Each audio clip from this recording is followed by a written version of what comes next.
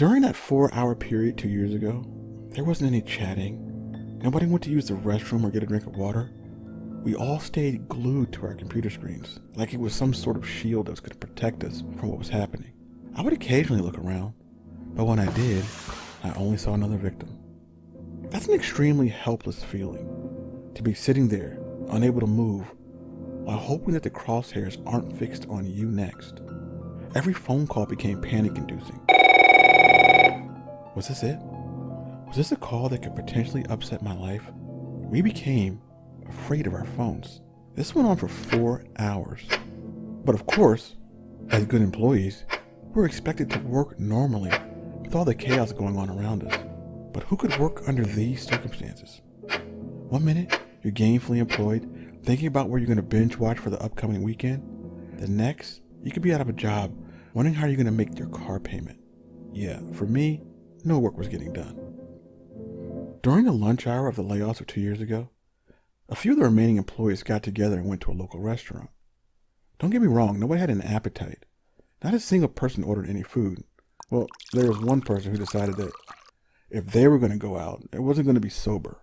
So they did that. But for the rest of us, we had waters with lemon. The time was used more like a counseling session. Plus, at the time, we didn't know that the proverbial bloodshed was over. And this is the benefit of hindsight.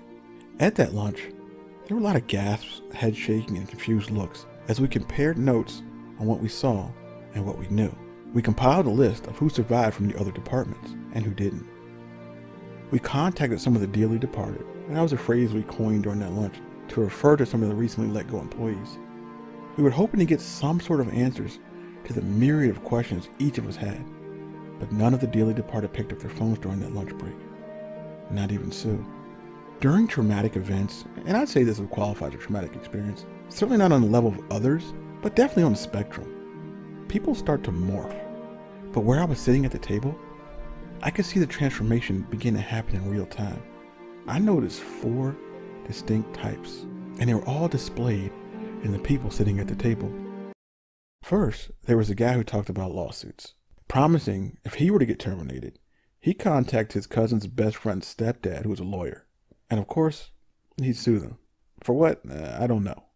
I don't think he got that far in his thought process, but there was a lot of bravado with him. Saying things like, I wish they would fire me. Why? I own this place. They can't do this. It's illegal. He was the one taking the shots, but you probably were able to figure that one out.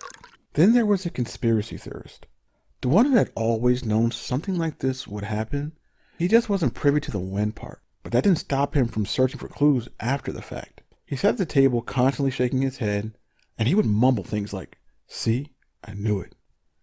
And he'd follow it up with random happenings in an attempt to make his worldview make sense. Like, remember 2 weeks ago when we got an email, and that email said, have a nice weekend? Right then.